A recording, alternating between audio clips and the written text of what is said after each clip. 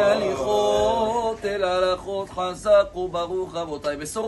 aujourd'hui le 20, dans le mois de Heshvan. On va essayer aujourd'hui de parler, de donner hommage aussi à un grand rabbin, c'est Saïloula aujourd'hui. Beaucoup le connaissent maintenant ou ils apprennent à le découvrir. Il est décédé il y a 4 ans. C'était le grand rabbin de l'Angleterre, le Rav Yonatan Zaks, et qu'il a laissé vraiment dans tout le judaïsme dans le monde, et surtout dans les nations qui découvrent la grandeur qu'il y a dans la Torah. C'était sa mission, il a donné sa vie pour ça.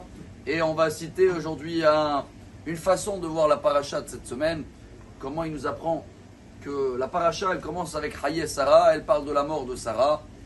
La paracha se termine avec la mort d'Abraham, et apparemment c'est une belle histoire de vie.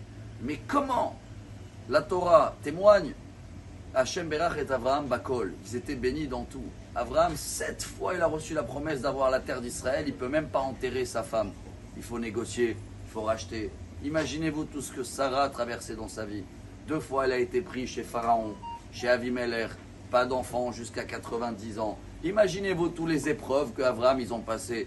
Et la Torah veut nous dire qu'ils avaient une vie, ils avaient une bénédiction Bakol, tout était bien, tout était rose, extraordinaire.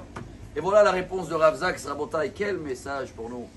Il nous apprend, il amène un exemple avec, vous avez dû attendre parler de Viktor Frankl, un des plus grands psychologues en Amérique. Il a vécu la Shoah et qu'il a fait beaucoup des études pour savoir qu'est-ce qui a aidé certains de pouvoir survivre malgré qu'ils ont vécu des événements très très durs.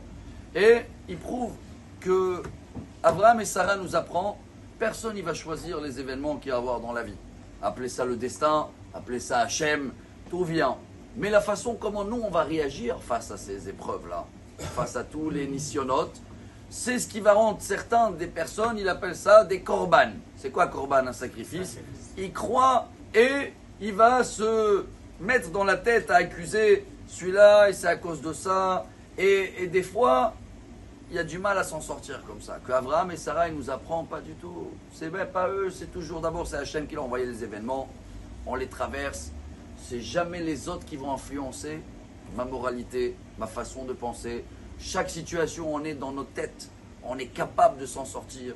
Il faut qu'on sorte de cette mode d'être j'accuse, je vois sur qui je peux tomber la responsabilité. Et dans ce cas-là, je peux rester des fois des journées, voire des années en accusant même jusqu'à le prof de l'école il y a 50 ans, ou, mais c'est pas du tout ni le prof d'école, et ni les parents, et ni les amis, et ni le voisin, et ni personne. Hachem m'a amené une situation, Hachem il m'a donné la force de pouvoir survivre, et de pouvoir sortir, et de pouvoir éclairer la vie entière. C'est pour ça que cette paracha, elle s'appelle Haye Sarah. C'est pour ça qu'il y a des milliers de personnes qui vont passer Shabbat à Hebron. Hebron, c'est s'attacher, se connecter. Alors le Rav Zaks, il termine, il dit dans chaque événement qui se présente dans notre journée, on peut s'attacher à Dieu. On peut comprendre, situation est bien, Dieu il veut m'envoyer un message à moi. J'oublie les autres. C'est comme ça qu'on avance, c'est la mission du peuple juif. C'est le message de Abraham, Sarah et de Rav Zaks. Et j'espère, Bezrat Hashem, que cette semaine-là, on va avoir nous tous une grande lumière. Amen. On va se sentir connectés. Merchoubarim. Et Bezrat Hashem, grand miracle, grande réussite, les soldats, les otages, excellente journée, que des bonnes nouvelles. Amar Rabbi Elazar, Amar Rabbi Hanina.